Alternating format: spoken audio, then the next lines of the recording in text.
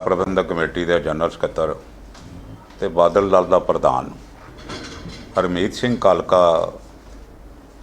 Press conference कर रहा है। उस प्रैस ते जिहड़े उहदे गल्लां सन उन्हां दा जवाब देना बड़ा जरूरी सी, इस करके तुहानूं अज शॉर्ट टाइम ते तकलीफ दित्ती हैगी। पहला उसका कहना सी जी भाई पिछली कमेटी ने कोई काम नहीं किया, असी बड़े काम किए हैं, असी इतने काम किए हैं भाई संगत जिहड़ी है वो बड़ी खुश हैगी साडे तो।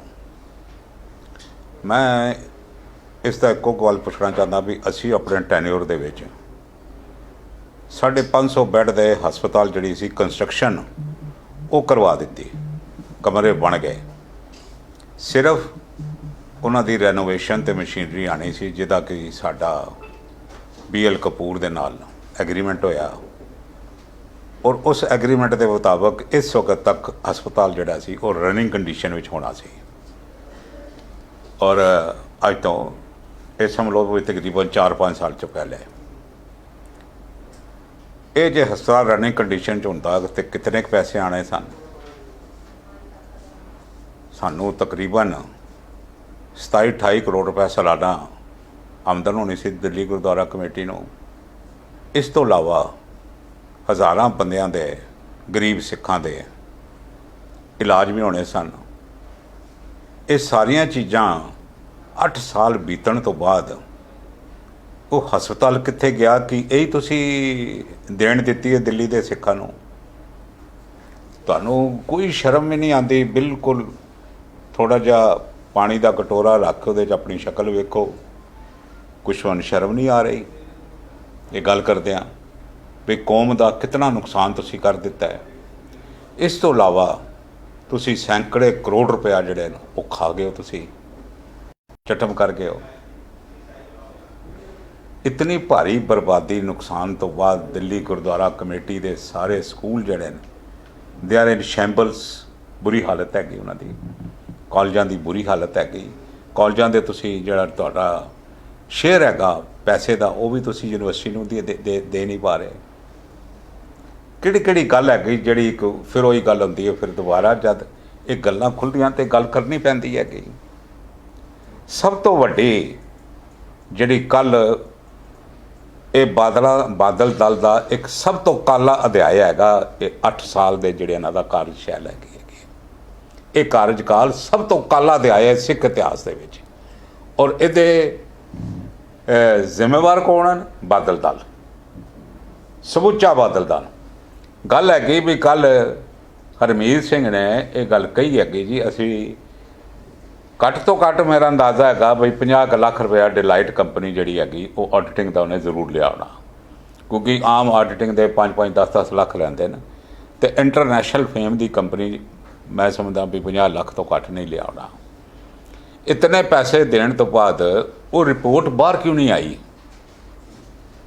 बाहर इस करके नहीं आई, it is a clear message to sangat बई उस रिपोर्ट दे विच पैसा खाधा गया है। बादल दल के थप प्रधानां दा अक्स जिहड़ा वो ठीक नहीं रहा। बकौल हरमीत कालके दे ये कहंदा 6 साल का काला अध्याय सी। बई जे काला अध्याय सी तो सरसा उहदे विच जनरल सकत्तर सी।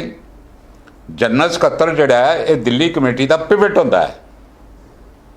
ये प्रधान नालों घट नहीं हैगा, प्रधान नालों ज़्यादा पावरफुल है, इहदियां जिम्मेदारियां ज़्यादा हैगियां। कोई प्रधान या कोई जनरल सकत्तर एक हथ दे नाल काला अध्याय नहीं लिख सकता। काला एक लिखेगा तो अध्याय दूसरा लिखेगा। ये दोनों हथ इस चोरी दे विच शामिल है। कि अज सरसा जिहड़ा है ये साधु संत बन गया बकोल हरमीत कालके दे। भाई हिम्मत रखो,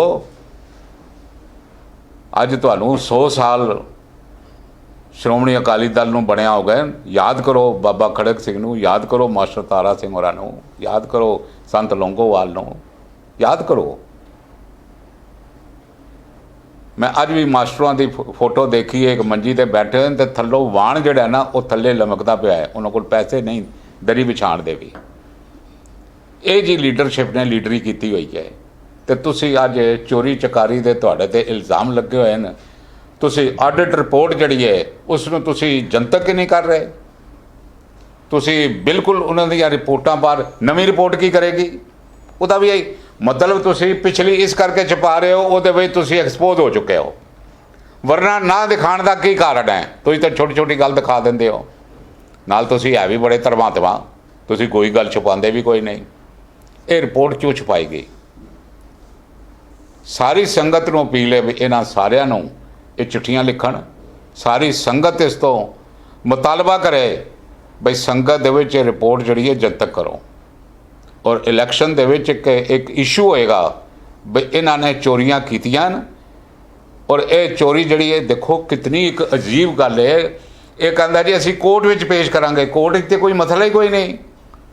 ਮੈਂ ਆਡਿਟਿੰਗ ਰਿਪੋਰਟ ਜਿਹੜੀ ਹੈ ਮੈਂ ਕੋਰਟ ਵਿੱਚ ਕਿਉਂ ਪੇਸ਼ ਕਰਾਂਗਾ? ਪਰ ਇਹਨਾਂ ਨੇ ਇਹ ਬਿਲਕੁਲ ਚਿੱਟੇ ਦਿਨ ਜਿਕਣ ਸਾਫ ਹੈ। ਇੱਕ ਇਹ ਵੀ ਇਹ ਦੁੱਧ ਦਾ ਧੋਤਾ ਹੋਇਆ ਨਹੀਂ ਹੈ ਕੱਲ ਕਾ। ਇਹਦੇ ਵੀ ਜਦ ਭਾਜ ਉਗੜਨਗੇ ਤੇ ਇਹ ਆਰਾਮ ਨਾਲ ਨਹੀਂ ਬੈਠੇਗਾ। ਪਤਾ ਨਹੀਂ ਰਾਤ ਸੌਂਦੇ ਕਿਵੇਂ, ਰਾਤ ਸੌਂਦੇ ਕਿਵੇਂ। ਪਰ ਇਹ ਜੇ ਸਮਝਣ ਵੀ ਅਸੀਂ ਪ੍ਰੈਸ ਨੂੰ ਬੁਲਾ ਕੇ ਪ੍ਰੈਸ ਨੂੰ ਦਲੀਲ ਵੀ ਕਰਾਂਗੇ ਤੇ ਨਾਲ ਅਸੀਂ ਧੌਂਸ ਵੀ ਦੇਵਾਂਗੇ ਵੀ ਅਸੀਂ ਨਹੀਂ ਦਿਖਾਉਂਦੇ ਜੀ, ਅਸੀਂ ਨਹੀਂ ਦਿੰਦੇ ਜੀ। ਚਲੋ ਵਕਤ ਆਏਗਾ, ਦਿਖਾਉਣ ਵਾਲੇ ਦਿਖਾਣਗੇ।